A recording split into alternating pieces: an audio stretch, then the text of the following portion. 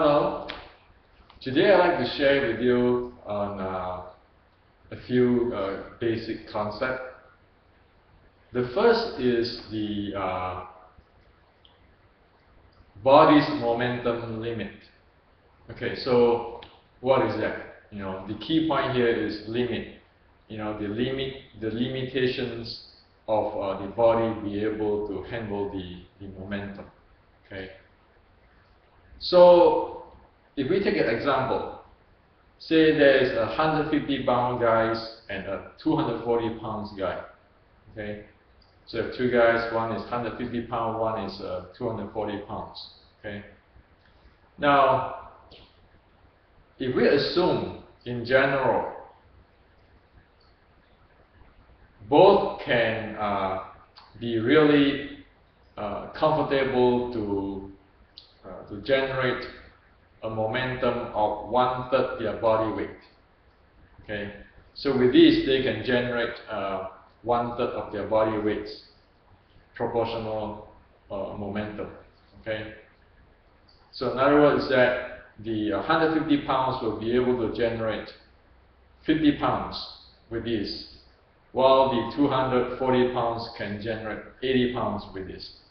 Okay.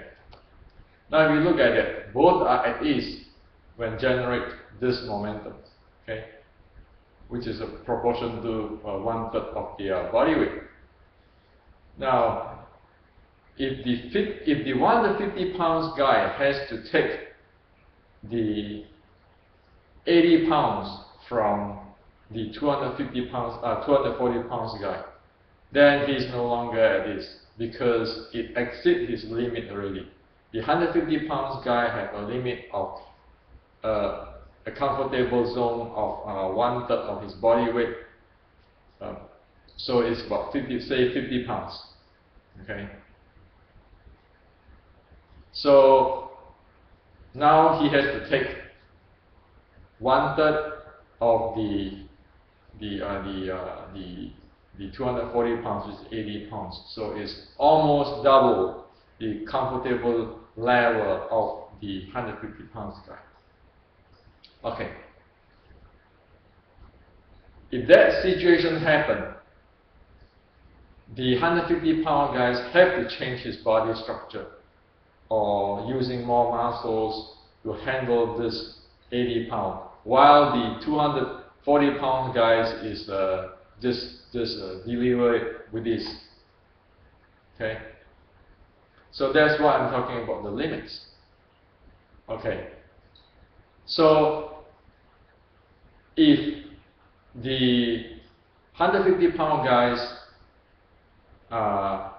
stay with the same structures or same dynamic, when he faced that 240 pounds guys, 80 pounds coming in,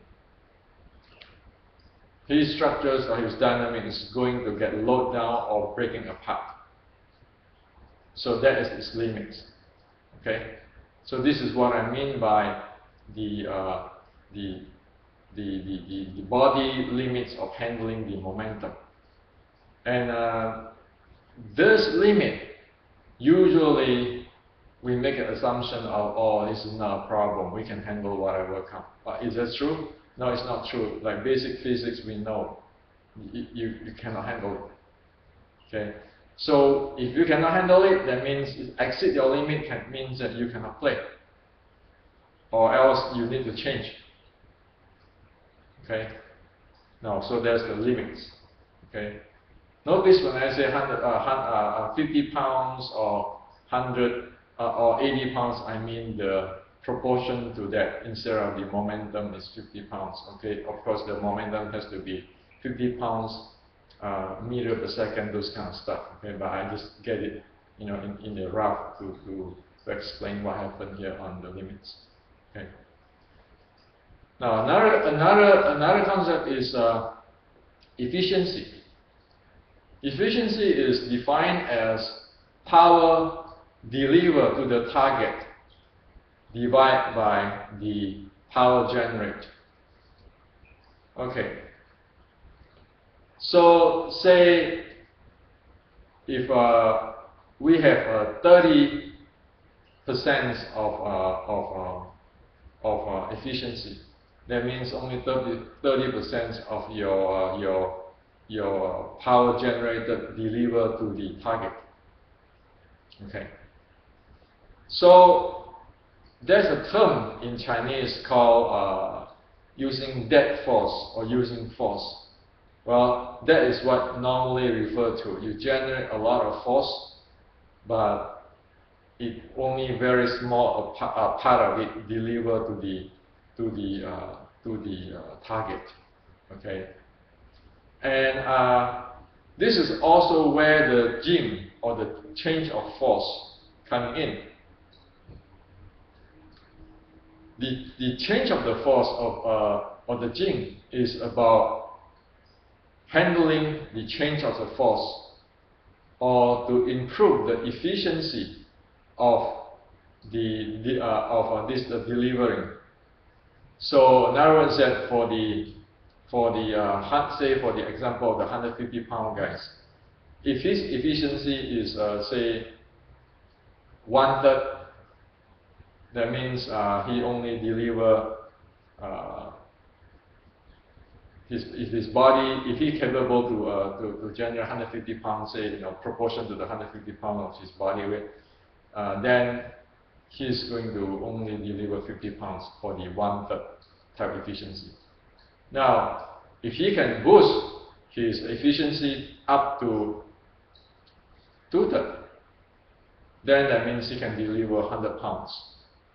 Okay, so if the 240 pounds guy dump 80 pounds on him, there's no problem for him because he have high efficiency, so he can handle the force and momentum from the 240 pounds guys. Okay, and so the momentum limits and the efficiency is actually a very important component, which is normally we assume, but we normally not look at it closely. And the handling of the limit and the efficiency, of course, it has to come from the body. For example, the snake body or the snake engine, because it be able to handle the 7 major joints, so the limits of the momentum or force it can handle will be different than just say sit on a stance and stand still to hold on the muscle. Those are different. Those are different. Okay, so the better you can handle the joints dynamically, that means you can handle, you can expand that limit. Still have there's a limit, but you expand it compared with you don't have this type of body development. Again, the 7 joints handling also give one the freedom of raising the efficiency, because right now, due to it be able to handle the 7 joints properly, it be able to have higher efficiency or higher delivery, the higher parts of the force generated deliver to the targets. And of course, this is applied to when you try to absorb or receive some the incoming momentum of force. Okay, so that is the significance of the snake body calculations. Of course, for the guy who is 250 pounds or 240 pounds, it doesn't seem to be that critical. But for the 150 pounds, it has to rely on this engine in order to play with the 240.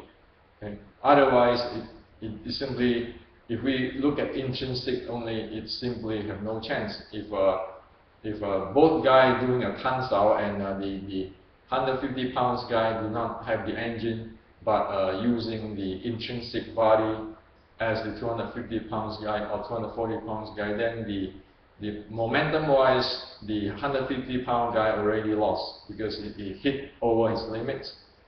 And efficiency-wise, even if they're the same, the 150-pound guy will lose. Okay. So this is a simple stuff, but in my opinion, if it's not looked at and it's not developed, it is a big issue. Okay. Now, another thing is about people is talking about using visualizations and a whole bunch of stuff about generate this mind power and so forth. Well, that's nice. Okay. However, if the basic equations of the